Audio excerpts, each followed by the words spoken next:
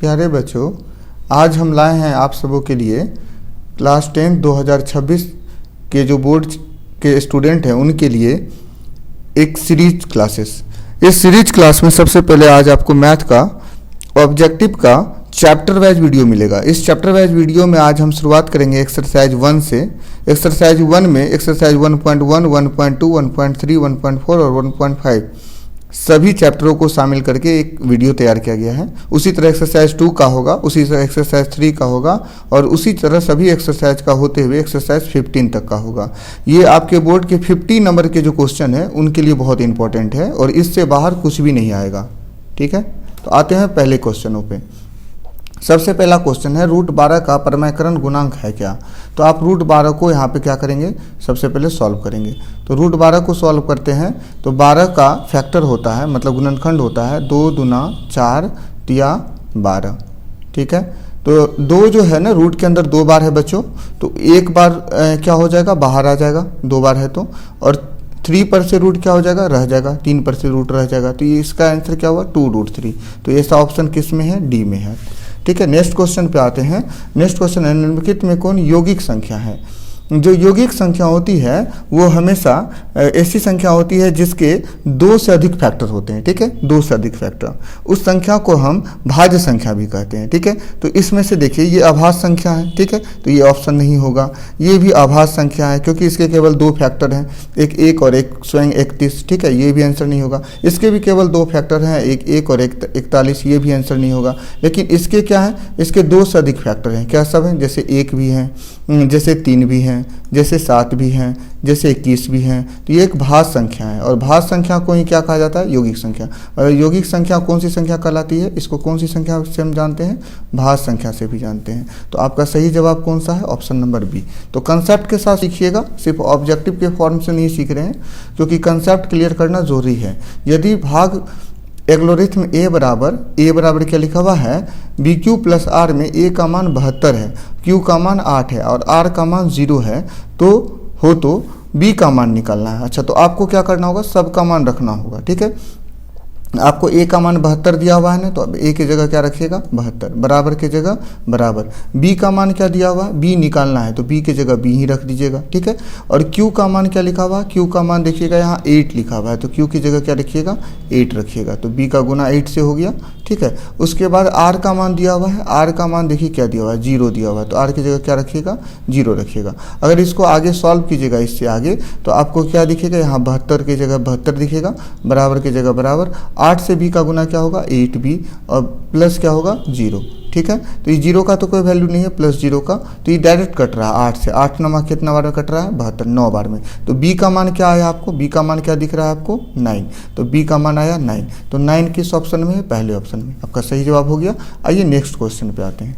किसी धनात्मक पूर्णांक की Q के लिए प्रत्येक धनात्मक विषम पूर्णांक का रूप होगा, कैसा रूप होगा। यहाँ Q कैसा पूर्णांक है, एक धनात्मक पूर्णांक है। जब Q एक धनात्मक पूर्णांक है तो आप Q की जगह कोई भी धनात्मक पूर्णांक रख सकते हैं। धनात्मक पूर्णांक क्या होता है, जैसे 1, 2, 3 से लेकर के इन्फिनाइट तक होता है, अनंत तक आप बोल सकते हैं, जितना आगे जाइएगा। तो Q का कोई भी धनात्मक मान रख दीजिए। ठीक है, तो अगर मान लीजिए Q का मान 1 रखते हैं, क्योंकि सबसे छोटा मान 1 ही है, तो 6 को 1 से गुना कीजिएगा तो क्या आ जाएगा, 6 आ जाएगा।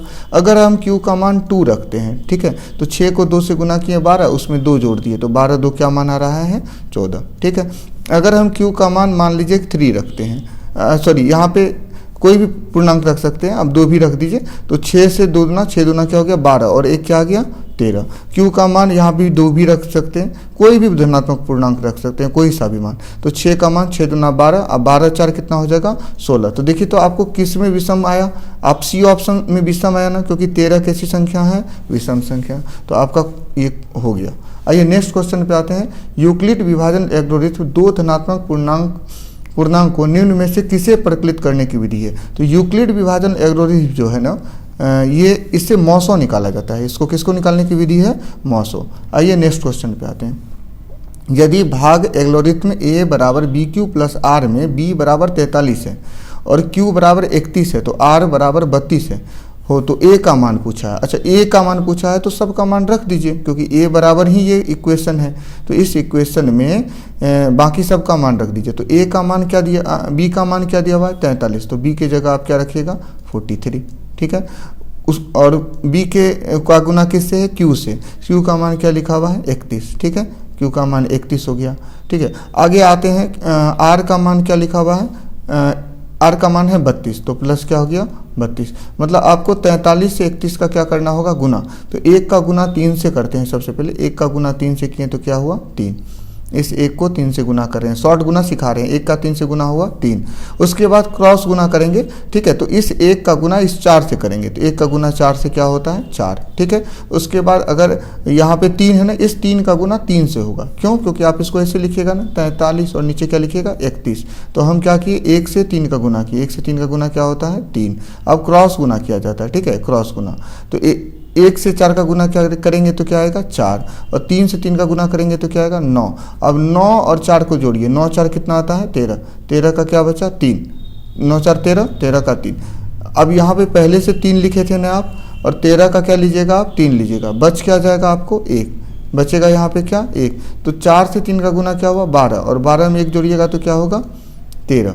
तो ये कितना निकला आपको 13 33। ठीक है, ये आ गया 13 33। ठीक है, और उसमें कितना जुट रहा है, अच्छा उसमें कितना जुट रहा है, देखिए 13 33 हो गया, यहाँ से इसका गुना किए थे 13 33, और उसमें यहाँ पे 32 जुट रहा है। ठीक है, यहाँ 3 नहीं है 32 है, क्योंकि आर का मान क्या था 32। अब 13 33 में आप क्या जोड़ दीजिएगा 32। अब 13 33 लिखिए, उसमें क्या जोड़िएगा 32। तो ये क्या हो गया देखिए, तो 5 3 8 हो गया ना, 5 3 8 हो गया, और 3 2 क्या हो गया 5 हो गया, और ये हो गया 3 और 1, शायद कहीं मिस हो गया है, एक बार चेक करते हैं। ठीक है, तो फिर से एक बार चेक कर लेते हैं इसको, शायद कहीं मिस हुआ है इसमें मान रखने में।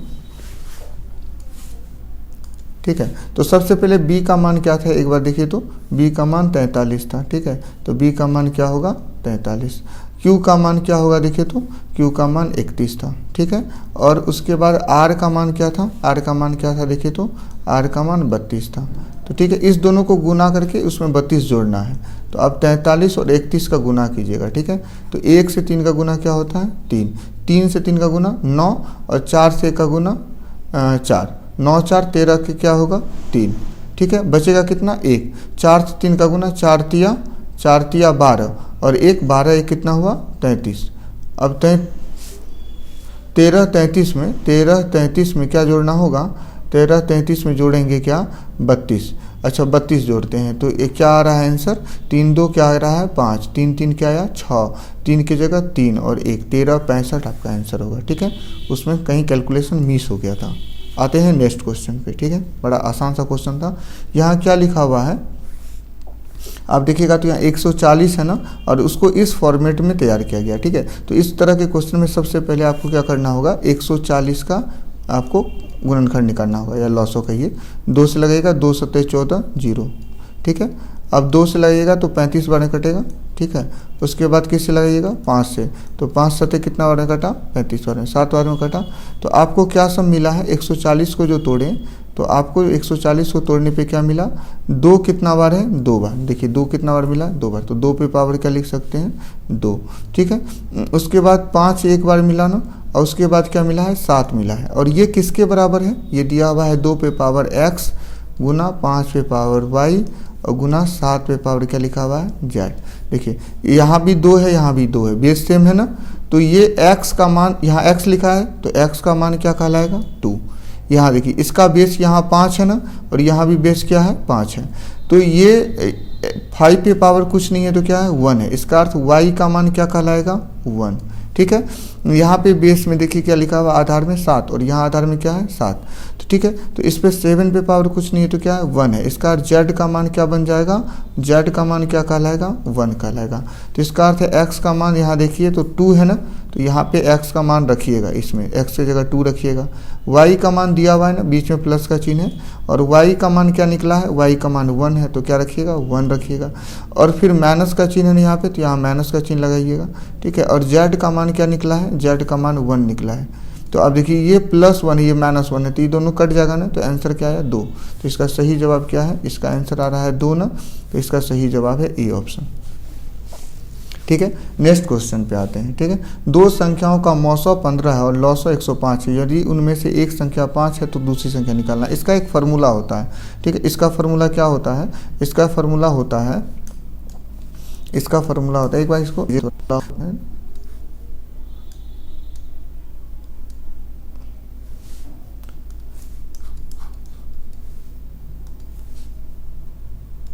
दो संख्याओं का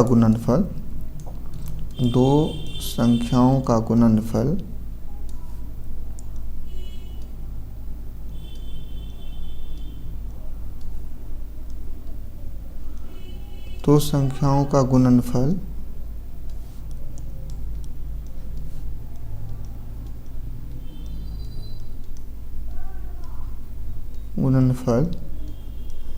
बराबर होता है एलसीएम गुना एचसीएफ।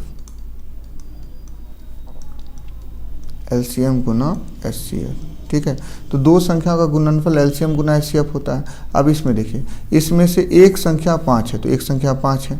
ठीक है, दूसरा संख्या पता नहीं है तो अभी उसको x बोल देते हैं कि वो संख्या x है। ठीक है, वो संख्या क्या है? x है। अच्छा, अब गौर से देखिए, एलसीएम क्या दिया हुआ है? एलसीएम मतलब लॉसो, वो क्या लिखा हुआ है? 105 है ना, 105।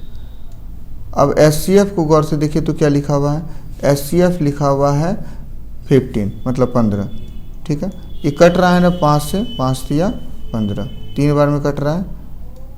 अब 3 से 105 का गुना हो रहा है ना, तो 3 से 5 का गुना क्या होगा? 5 या 15 के 5, बच कितना गया? 5 या 15 के 5 बच गया, 1 सेकंड रुकिए, 5 या 15 के 5 बच गया 1।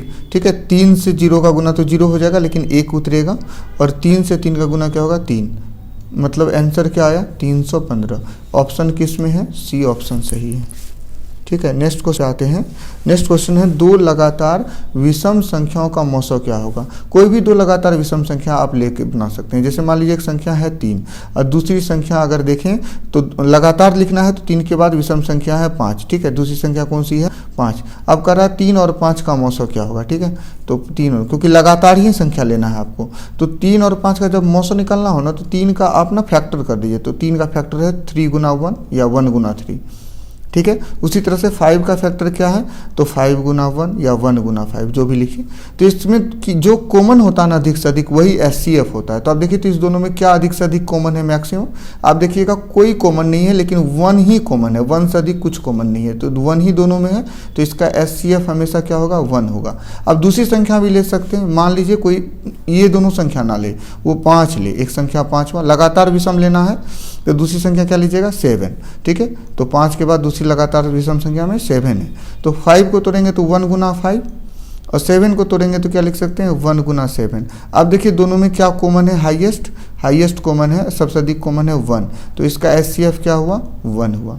तो दो लगातार जो विषम संख्याएं हैं उसका एचसीएफ हमेशा क्या होता है? 1 होता है। ठीक है, नेक्स्ट क्वेश्चन पे आइए। नेक्स्ट क्वेश्चन है कि ये जो संख्या है मतलब x पे पावर 4, क्या लिखा हुआ है? x पे पावर 4 माइनस 5x और प्लस क्या लिखा हुआ है? 6।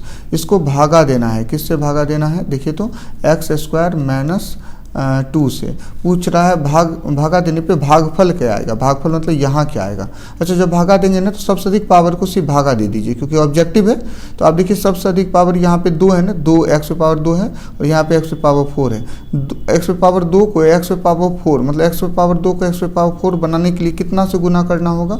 तो आप बोलिएगा x² से। तो सबसे अधिक पावर तो यही हुआ ना, x² से। और किसी में भी आपको ना, जैसे x पे पावर स्क्वायर है तो x पे पावर स्क्वायर को x पे पावर 4 बनाने के लिए x² से गुना किए, तो यहाँ पर भागफल का घात सबसे अधिक क्या हो गया? जो सबसे अधिक होता है वही घात होता है। तो सबसे अधिक घात क्या हुआ भागफल का? वो 2 हुआ, और सब घात इससे छोटा होगा, 2 से छोटा ही होगा। तो आंसर क्या होगा इसका? ए ऑप्शन सही है। आते हैं नेक्स्ट क्वेश्चन पे। इसमें क्वेश्चन है, दो लगातार सम संख्याओं का मौसौ क्या होगा? तो दो लगातार सम संख्या कोई सा भी संख्या लिख दीजिए। मान लीजिए एक संख्या है 2, दूसरी संख्या है 4, लगातार सम संख्या, इसका मौसौ निकालना है। तो आपको अभी बताए थे कि जब भी लगातार सम संख्या का मौसौ निकालना है, जैसे 2 और 4 का, तो एक 2 है, एक संख्या 4 है, तो 2 को आप तोड़िएगा तो क्या लिख सकते हैं? फैक्टर निकालिएगा तो गुणनखंड निकालिएगा तो 1 गुना 2, और 4 को क्या लिख सकते हैं, 2 दूना 4 लिख सकते हैं ना, तो 2 दूना 4। तो आप देखिए इसमें क्या आया आपको, HCF हाईएस्ट कॉमन होता है ना, हाईएस्ट कॉमन 2 है ना, तो इसका HCF क्या निकल रहा है 2। ठीक है, अब कहिएगा दूसरी संख्या लीजिए, दूसरी संख्या लीजिएगा तो भी होगा, लेकिन लगातार होनी चाहिए। जैसे मान लीजिए एक संख्या है 4, दूसरी संख्या क्या है 6, 4 को तोड़ेंगे तो क्या आएगा 2 दूना 4, सही है। 6 को तोड़ेंगे तो क्या आएगा 2 तिया 6, 2 गुना 3। इसमें हाईएस्ट फैक्टर क्या है, सबसे बड़ा कॉमन क्या है जो दोनों में है, वो है आप कहिएगा 2 है। तो देख रहे हैं हर स्थिति में आपको HCF क्या निकल के आ रहा है 2, यहाँ भी 2, यहाँ भी 2। कोई भी दो लगातार अगर सम संख्या लेते हैं तो HCF 2 ही निकलता है। तो ये कंसेप्ट भी है और ये ऑप्शन सी नंबर आपका क्या है, सही है। नेक्स्ट क्वेश्चन पे आते हैं, ऑप्शन नंबर इसका क्या था, सही था। तो ये क्वेश्चन हो चुका है। नेक्स्ट क्वेश्चन पे आइए, सबसे छोटी भाज्य संख्या क्या होगी। अच्छा, आप जानते हैं सबसे छोटी भाज्य नहीं है, सबसे छोटी आभाज्य संख्या लिखी हुई है। तो सबसे छोटी आभाज्य संख्या, आभाज्य संख्या जो होती है ना, वो ऐसी संख्याएं हैं जो सिर्फ 1 से और स्वयं से विभाजित होती है और किसी से नहीं। कि सबसे छोटी आभाज्य संख्या 2 है, क्योंकि आभाज्य संख्या ही शुरू होती है। 2 के बाद दूसरी आभाज्य संख्या 3 है, 3 के बाद क्या है 5 है। क्यों ये सब आभाज्य संख्या है, क्योंकि आप देखिए 2 जो है ना किसी और संख्या से नहीं करती, 3 किसी और संख्या से नहीं करती, 5 किसी और संख्या से नहीं करती, 7 किसी और संख्या से नहीं करती। ये सब आभाज्य संख्या है। ठीक है, ये आभाज्य संख्या का परिभाषा भी है। तो इसमें देखिएगा सबसे छोटी आभाज्य संख्या कौन सी है, 2 है। ठीक है, छोटी पूछा इसलिए 2 है, ऐसे 3 भी आभाज्य संख्या है। एक आभाज्य संख्या नहीं है, एक को आभाज्य संख्या नहीं कहा जाता। क्यों नहीं कहा जाता, कि उसका कारण है क्योंकि ये आभाज्य संख्या 2 अलग अलग तरह की संख्याओं से विभाजित होती है। उन 2 अलग अलग तरह की संख्याओं में एक संख्या 1 होती है, दूसरी स्वयं संख्या होती है। आप देखिएगा तो एक को विभाजित कीजिएगा तो एक जो है ना वो 1 से भी कट रही है और 1 से भी कट रही है। तो इसमें दोनों संख्या एक ही संख्या है, एक ही है, इसलिए हम एक को आभाज्य संख्या नहीं कहा गया है। आइए नेक्स्ट क्वेश्चन पे, 192 के अभाज्य गुणनखंड में 2 का घात लिखना है। तो आपको क्या करना होगा, 192 का अभाज्य गुणनखंड निकालना होगा। ठीक है, कैसे निकाला जाता है, 2 से कटाइएगा, 2 नमा 18, 2 छके 12। ठीक है, 2 से कटाइएगा, 2 चौके 8 और 2 अट्ठे 16। फिर 2 से कटाइएगा तो हो जाएगा 24 बारे में कटेगा। ठीक है, फिर अगर आप देखिएगा तो 24 आया ना, 2 से कटाइएगा तो 2 से कटाइएगा तो आपको ठीक है, सॉरी दुखिए थोड़ा सा एडजस्ट कर देते हैं। तो आप देख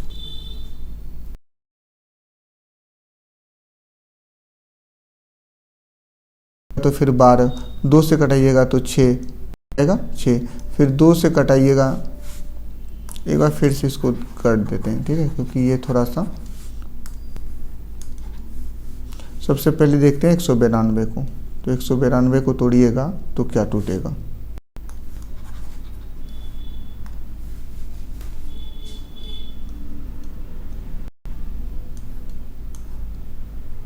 दो से लगाएंगे तो ये कितना कटेगा, 2 नमा 18 और 2 छके 12। फिर 2 से लगाएंगे तो कितना कटेगा, 2 चौके 8, 2 चौके 8 और 2 अट्ठे 16। ठीक है, 2 से लगाएंगे तो कटेगा 24, 2 दूना 4 और 2 चौके 8। ठीक है, 2 से लगाएंगे तो कितना कटेगा 12 बार में, 2 से लगाएंगे तो कितना कटेगा 6 बार में, 2 से लगाएंगे तो कितना कटेगा 3 बार में। अच्छा, 2 कितना बार है देखिएगा तो 1 2 3 4 5 और 6, तो 2 6 बार है ना, 2 का घात क्या कहलाएगा 6। ठीक है, आसान है। चलिए यहाँ पे संख्या है 12 15 21 का मौसा निकालना है। तो 3 संख्या है ना, अब एक संख्या 12 है, 12 को आप तोड़िएगा तो क्या लिख सकते हैं, 2 पहले ना इसको ना गुणनखंड आभाज्य गुणनखंड पे तोड़ना होगा। 2 दूना 4 तिया क्या होगा 12। ठीक है, 15 को तोड़ेंगे तो क्या लिखेंगे आप बताइएगा, तो ये हो जाएगा क्या 3 गुना 5। ठीक है, उसके बाद 21 को तोड़ेंगे तो क्या लिखेंगे, अब बोलिएगा 3 गुना 7। ठीक है, ऐसा क्या है जो तीनों में है, तो आप बोलिएगा यहाँ भी 2 है, अगर गौर से देखें तो यहाँ भी 2 है, यहाँ भी 3 है, 2 नहीं 3 है, यहाँ भी 3 है और यहाँ भी 3 है, 3 ही तीनों में है ना। तो जो तीनों में है वही HCF कहलाता है। ठीक है, तो इसका HCF क्या हुआ 3। तो इसका सही जवाब क्या है, ये ऑप्शन। आते हैं नेक्स्ट क्वेश्चन पे। तो नेक्स्ट आइए, इसमें कह रहा है निम्नलिखित में से कौन सी संख्या, निम्नलिखित में से कौन सा युग्म सहआभाज्य संख्या है। सहआभाज्य संख्या वो होता है जिसमें जो 2 संख्याओं में कोई कॉमन ना हो, दो ऐसी संख्या जिसके बीच में कोई कॉमन ना हो। अगर आप इसको तोड़िएगा ना तो यहाँ पे तोड़ने पे क्या आएगा, 2 सतह 14 आएगा, 2 सतह 14। इसको भी तोड़िएगा ना तो ये क्या आएगा, 5 सतह 35। तो देखिए 7 कॉमन है ना दोनों में, ये संख्या सहभाज्य नहीं है, ठीक है, सहभाज्य संख्याओं का युग्म नहीं है। अगर आप इसको तोड़िएगा तो आप देखिए यहाँ पे तो 13 है, चलिए ये 13 1 गुना 13 ही लिख सकते हैं इसको, और ये 52 है ना, तो 13 चौके 52। देखिए आप गौर से देखिए 13 दोनों में कॉमन है ना, सहभाज्य संख्या नहीं है, ये भी गई। आप इसको तोड़िएगा तो आप ये 21 चौके 84 होता है, 21 चौके क्या होता है, 84, ठीक है, 21 चौके 84 होता है। तो देखिए 21 दोनों में कॉमन है ना, 21 यहाँ भी है और 21 यहाँ भी है, तो 21 दोनों में है ना, ये भी संख्या सहभाज्य नहीं है। लेकिन ये संख्या सहभाज्य है, क्यों, क्योंकि आप इसको तोड़िए, अगर इसको तोड़िएगा तो 2 तिया 6 छतरी 18, 2 गुना 3 गुना 3, और इसको तोड़िएगा तो क्या है, 5 गुना 5। देखिए कोई कॉमन नहीं है ना, कोई कॉमन नहीं है दोनों संख्याओं के बीच में, इसलिए इसी कैसी संख्याओं का युग्म है, सहभाज्य संख्याओं का युग्म है। आते हैं नेक्स्ट क्वेश्चन पे। इसमें कह रहा है कि ये जो आप संख्या है, आप इसको गौर से देखिएगा तो आपको ये जो संख्या है ना, आप क्या लिखा हुआ है, 2.13 फिर 113, देखिए, और फिर क्या लिखा 113। अब अगर गौर से देखिए फिर 11113 ऐसा लिखा हुआ है, डैश डैश डैश। एक ना जो रिपीट संख्या रिपीट जो हो रही है ना, वो एक व्यवस्थित क्रम में नहीं हो रही है, व्यवस्थित क्रम नहीं है, क्योंकि 13 है, एक बार यहाँ 1 है, यहाँ पे 1 कितना बार हो गया, 2 बार, यहाँ पे 1 क्या है, 3 बार, यहाँ पे 1 क्या है, 4 बार। अगर दशमलव के बाद संख्या इस तरीके से रिपीट होती है जिसका कोई व्यवस्थित क्रम नहीं दिखाया जाता, मतलब एक ही तरह का रिपीटेशन बार बार नहीं हो रहा है, एक ही चीज़ रिपीट बार बार नहीं हो रहा है, रिपीटेशन अलग तरीके से हो रहा है, तब उस संख्या को अशांत अनावर्ती संख्या कहते हैं। कैसी संख्या कहते हैं, अशांत अनावर्ती संख्या। और जो भी अशांत अनावर्ती संख्या होती है ना, वो संख्या हमेशा होती है अपरिमेय संख्या। कैसी संख्या होती है, अपरिमेय, मतलब इस संख्या को आप p/q के रूप में नहीं लिख पाएंगे, तो ये संख्या कैसी संख्या कहलाएगी, अपरिमेय संख्या। चलिए आइए, अगर अशांत आवर्ती अनावर्ती ना होकर के आवर्ती हो जाती, मतलब ऐसा हो जाता, मान लीजिए ये संख्या ऐसी हो जाती 2.13 है ना, फिर हो जाता 13, फिर हो जाता 13, तो आप इसको ना ऐसे लिख सकते थे कि 2.13 के ऊपर क्या है, रैकरिंग है, क्योंकि यही चीज़ रिपीट कर रहा है ना, तो ये संख्या अशांत होती है लेकिन आवर्ती होती है, अनावर्ती नहीं। क्या होती है, आवर्ती। जो संख्या अशांत में आवर्ती होती है वो संख्या हमेशा परमेय होती है, क्योंकि इस संख्या को आप लिख सकते हैं किसके रूप में, p/q के रूप में। तो ये संख्या क्या कहलाती, परिमेय संख्या। ये नहीं पूछा था, पूछ सकता है एग्जाम में, इसलिए कंसेप्ट है। आइए नेक्स्ट क्वेश्चन पे देखिए, 10 और 20 का लॉसो और मोसो निकालना है ना, तो आप सबसे पहले 10 और 20 के लॉसो और मोसो का अनुपात निकालना है। अच्छा, तो सबसे पहले 10 को तोड़िएगा तो क्या लिखिएगा, 2 गुना 5, ठीक है, और 2 भी है, एक संख्या 2 भी है, ठीक है, तो 2 को भी तोड़ना था। तो चलिए नीचे ही ले लेते हैं, कोई दिक्कत नहीं है, 2 को उसके बाद भी लिख सकते हैं। 2 को तोड़ेंगे तो क्या होगा, 1 गुना 2, और उसका एक संख्या 20 भी है, तो 20 को तोड़िएगा तो क्या लिखिएगा, 2 दूना 4 अपंच 20, सही है। अब देखिए जब लॉसो लिखते हैं ना, सबसे पहले लॉसो लिखने का कंसेप्ट सीख लीजिएगा, कभी दिक्कत नहीं होगी, ठीक है। लॉसो मतलब एलसीएम, लॉसो मतलब क्या होता है, एलसीएम। तो जब हम एलसीएम लिखते हैं ना, तो सबसे पहले क्या करते हैं कि जो से पहली संख्या मिली ना, यहाँ पे मिला ना 2 गुना 5, तो इसका पूरा चीज़ उतार देते हैं, जितना अभाज्य गुणनखंड है ना, पहला वाला का पूरा अभाज्य गुणनखंड उतार दीजिए, 2 गुना 5 लिख दीजिए, सीधा सा चीज़ है। अब दूसरे से मैच कीजिए, अब यहाँ 1 गुना 2 लिखा है ना, तो एक तो कुछ है ही नहीं, एक तो ऐसे भी लिख सकते थे, नहीं भी। अब देखिए 1 गुना 2 लिखा है तो मेन 2 हो गया। अच्छा, 2 जो है ना आप पहले से लिख चुके हैं क्या, 2 लिखे हैं ना, यहाँ पे लिखा हुआ है, तो लिख लिए हैं ना, एक बार 2 लिख चुके हैं आप, तो अब आप 2 नहीं लिखेंगे, क्योंकि 2 लिख चुके हैं एक बार और इसमें एक बार है। आइए इससे मैच करके देखते हैं, तो यहाँ 2 बार लिखा है ना, 20 को तोड़े थे तो 2 कितना बार आया था, 2 बार, जबकि 2 अभी कितना बार लिखे हैं आप, एक ही बार, तो एक बार 2 और लिखना होगा, तभी 2 बार होगा। और इसमें 5 भी है ना, तो आप 5 लिख चुके हैं ना, तो अब आपको 5 नहीं लिखना है। अगर आप इसको तोड़ेंगे तो क्या होगा, 2 पंचे 10 दूना 20, मतलब आपको क्या निकला, 20, लॉसो हुआ 20। आइए एचसीएफ निकालते हैं, क्या निकालते हैं, एचसीएफ। एचसीएफ में क्या होगा, जो तीनों में कॉमन होता है ना, वही एचसीएफ कहलाता है। तो अब आप गौर से देखिए ऐसा क्या है जो तीनों में कॉमन, तो आप देखेंगे कि यहाँ भी 2 है, ठीक है, यहाँ भी 2 है और यहाँ भी 2 है, तो तीनों में केवल 2 ही है। कहिएगा 5 कॉमन है, नहीं, 5 इसमें है और इसमें है, लेकिन इसमें नहीं है, तो 5 कॉमन नहीं है। तो तीनों में क्या है, केवल 2 है, तो HCF क्या होगा इसका 2। अब इस दोनों का अनुपात चाहिए ना, मतलब LCM और HCF का अनुपात चाहिए, लॉसो और मोसो का। तो LCM क्या है 20 और HCF क्या है 2। तो अब इसको ना देखिए, ये हुआ 20:2। तो इसको ना अगर ये कट रहा है तो किसको कटा देंगे, 2 से 20 कितना बार कट रहा है 10 बार में। तो आपका आंसर क्या होगा 10 अनुपात क्या आएगा 1। ठीक है, तो इसका सही जवाब क्या आया बी ऑप्शन। कौन सा ऑप्शन में होंगे बी। आइए नेक्स्ट क्वेश्चन पे आते हैं। तो नेक्स्ट क्वेश्चन है 10 गुना √15 किसके बराबर है। तो आपको ना इस तरह के क्वेश्चन में सबसे पहले आपको सॉल्व करना होगा। 10 को √10 है और क्या लिखा हुआ है √15। तो बड़ा आसान है, आप इसको तोड़ दीजिए। 10 को तोड़िएगा तो क्या होगा 2 पंचे 10। ठीक है, और ना 15 को तोड़िएगा तो क्या लिखिएगा 3 गुना 5। ठीक है, अब आप गौर से देखिए कि 5 जो है ना रूट के अंदर यहाँ भी है और यहाँ भी है। तो 5 रूट के अंदर 2 बार है ना, तो रूट की क्या हो जाएगा बाहर निकल जाएगा, मतलब उस पर से रूट हट जाएगा। और ये 2 एक ही बार है और 3 एक ही बार है, तो इस दोनों पर रूट रह जाएगा ना, तो इस दोनों पर रूट रह जाएगा। तो क्या रह जाएगा 2 गुना क्या रह जाएगा 3। अच्छा, तो ये क्या हो गया 5। ठीक है, और 2 गुना 3 क्या होता है √6। तो इसका आंसर क्या होगा 5√6। तो किस ऑप्शन में है ए ऑप्शन में है। तो सही जवाब था ए ऑप्शन। आइए नेक्स्ट क्वेश्चन पे आते हैं। ठीक है, तो सबसे पहले नेक्स्ट क्वेश्चन पे आते हैं और देखते हैं एक परिमेय संख्या और एक अपरिमेय संख्या का गुणनफल कैसी संख्या होगी। अच्छा, एक परिमेय संख्या होती है और एक अपरिमेय संख्या का गुणनफल कर रहा है। ये तो थ्योरी है, एक परिमेय और अपरिमेय संख्या को गुना कीजिएगा तो हमेशा अपरिमेय संख्या मिलेगा। ठीक है, कैसी संख्या मिलेगी अपरिमेय। आते हैं क्वेश्चन पे। नेक्स्ट क्वेश्चन कह रहा है कि √64/81 है, ऐसा लिखा है ना, तो इसको तोड़ना होगा। 64/81 अगर ऐसा लिखा है √64/81, √64 बटे क्या लिखा हुआ है 81, तो पहले इसको तोड़ दीजिए। अच्छा, √64/81 का अर्थ होता है इसका वर्गमूल निकालना। 64 का वर्गमूल क्या होता है 8 और 81 का वर्गमूल क्या होता है 9। ठीक है, 64 का वर्गमूल मतलब 64 किसका स्क्वायर है 8 का, तो हो गया 8 होगा। 81 किसका स्क्वायर है 9 का। सीधा ऐसे ही आपको करना होगा। तो ये निकला। अगर हम इसको तोड़ेंगे ना, यहाँ क्या लिखा है 16 बटे क्या लिखा है 9। अगर इसको तोड़िएगा तो इसका अर्थ है 16 किसका स्क्वायर है 4 का, 9 किसका स्क्वायर है 3 का। तो मतलब अब इसमें दोनों के बीच में जोड़ का चिन्ह था ना, तो इसको जोड़ना है। इसमें क्या जोड़ना होगा 4/3। अब 4/3 जोड़िएगा तो इसका अर्थ हुआ 9 और 3 का क्या निकालना होगा लॉसो। तो आप ये देखिए संख्या p/q के रूप में है, ये संख्या भी p/q के रूप में है ना। ये संख्या कैसी संख्या बनेगी परिमेय संख्या, क्योंकि इस पर से रूट हट गया। तो इस संख्या को जोड़ने पे, क्योंकि ये भी परिमेय संख्या है, ये भी परिमेय संख्या है, 2 परिमेय संख्या का जोड़ हमेशा परिमेय संख्या होता है। तो ये आंसर हो गया। ये भी कंसेप्ट है, जोड़ने की जरूरत नहीं है। ठीक है, निम्नलिखित में कौन अपरिमेय संख्या है। अपरिमेय संख्या उसको बोलते हैं जिसको हम p/q के फॉर्मेट में मतलब नहीं लिख सकते हैं, क्योंकि परिमेय संख्या को लिख पाएंगे।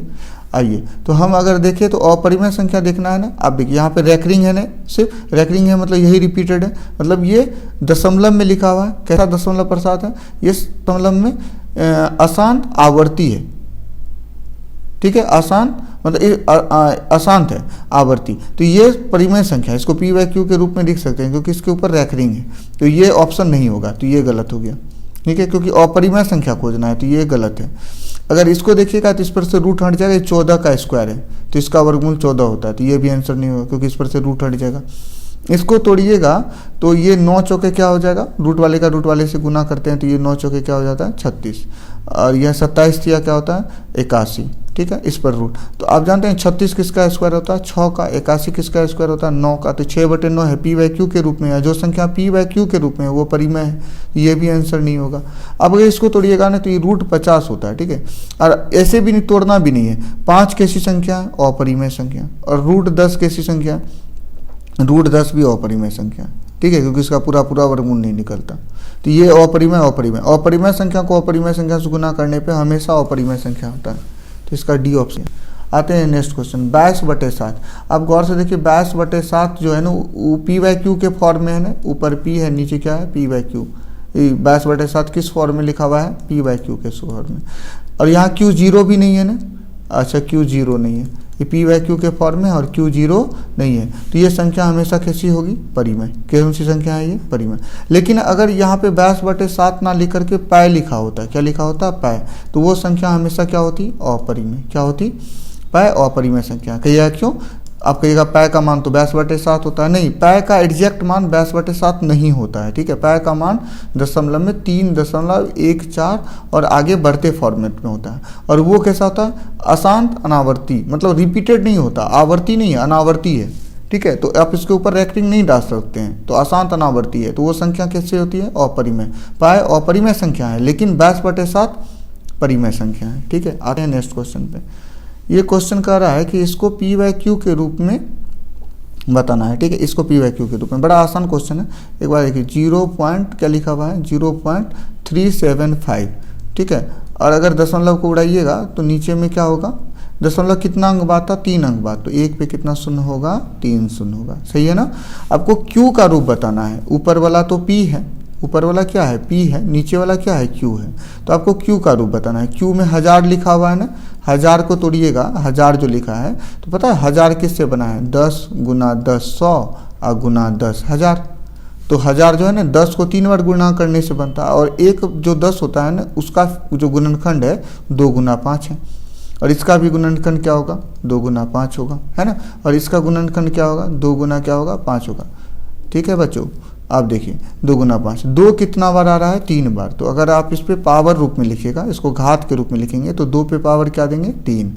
और 5 भी कितना बार है? 3 बार। तो 5 पे पावर क्या देंगे? 3, सही है। तो आपको सिर्फ क्यू का मान बताना है, क्यू किस रूप का होगा। तो क्यू होगा 2 पे पावर 3 और 5 पे पावर 3 के रूप का। तो देखिए कहाँ है? 2 पे पावर 3, और ये ऑप्शन सी आया, ठीक है। 2 पे पावर 3, 5 पावर 3। आइए इसका सरलतम रूप लिखना है ना, तो ये क्या लिखा हुआ है? 0.57 और उसके ऊपर क्या लिखा हुआ है? रैकरिंग, ठीक है। अगर रैकरिंग को हटाएंगे और इसको सरलतम रूप में लिखेंगे तो इसको लिखने का तरीका है, क्या लिखते हैं देखिए, ये है ना दशमलव रैकरिंग सब हट जाएगा, इसको 57 लिखेंगे, ठीक है। जितने संख्या के ऊपर रैकरिंग होता है दशमलव के बाद, जैसे 2 संख्या के ऊपर रैकरिंग है, उतना 9 नीचे डाला जाता है।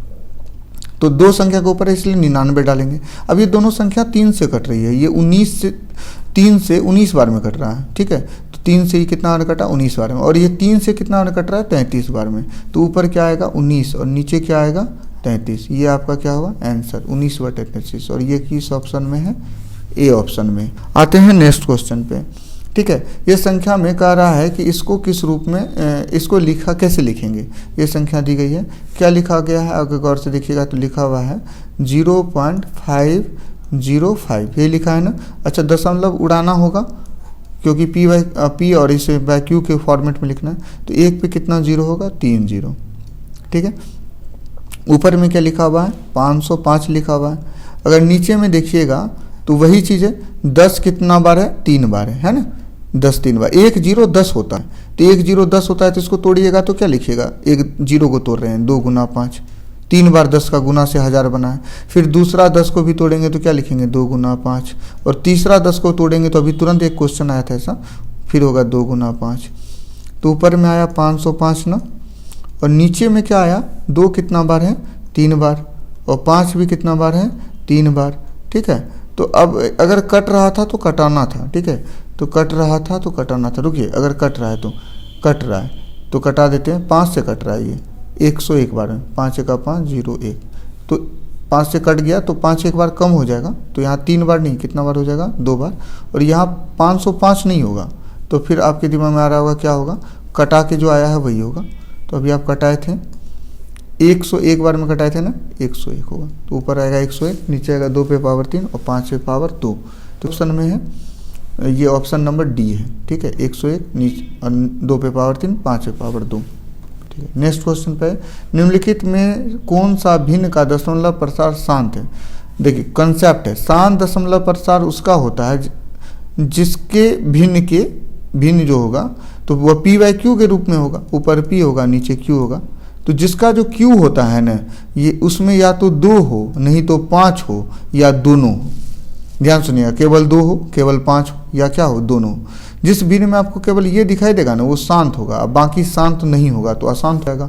अब देखिए इसमें आपको क्यू में 3 दिखाई दे रहा है ना, तो ये अशांत हो गया, ये आंसर नहीं होगा। अच्छा, इसमें देखिए 5 तो है लेकिन 7 भी है। हम बोल रहे थे केवल 5 हो तब होगा, 7 नहीं होना चाहिए, तो 7 आ गया ना, इसलिए ये क्या है? अशांत है। अच्छा देखिए इसमें 2 है तो ऐसे शांत होना चाहिए, लेकिन 2 से 2 तो ठीक है, लेकिन यहाँ 3 नहीं होना चाहिए, यहाँ 3 भी है ना, तो ये क्या है, अशांत है। तो शांत क्या है, यहाँ देखिए यहाँ 2 भी है और 5 भी है। अच्छा 2 5 दोनों होगा तो चलेगा, तो ये क्या है, शांत है। तो ऑप्शन क्या होगा, डी। आज नेक्स्ट क्वेश्चन में निम्नलिखित में से किसका दशमलव प्रसार शांत है। फिर वही क्वेश्चन है, शांत है बताना है। तो शांत तो वही होता है जिसमें जो क्यू होता है उसको तोड़ने पे केवल 2 5 आए, तो इसको तोड़ते हैं, ठीक है। अगर इसको तोड़िएगा ना तो पता है ये 300 लिखा है ना, तो ये 3 गुना 100 से बना है, तो इसमें तो 3 तो आ गया ना, 3 आ गया तो ये क्या बन गया, आसान, तो ये गया।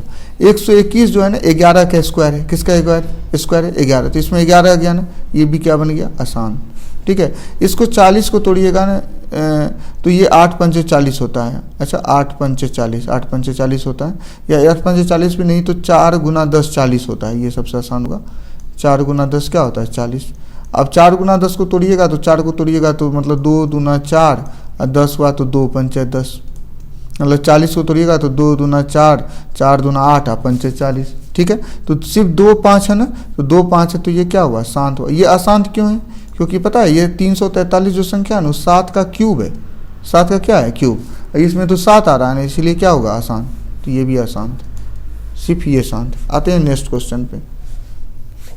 चलिए आज की क्लास में इतना ही क्वेश्चन था, और आपको ये क्लास अगर अच्छा लगा तो कमेंट कीजिएगा, और ज़्यादा से ज़्यादा वीडियो को जो है वो सब्सक्राइब भी कीजिएगा, और अपना जो कोई जवाब हो वो भी लिखिएगा। आज के लिए इतना ही, थैंक यू सभी को इतना प्यार देने के लिए। चलिए नेक्स्ट क्लास में फिर कभी मिलेंगे सीरीज के साथ, और नेक्स्ट क्लास का वीडियो सीरीज आपके पास बहुत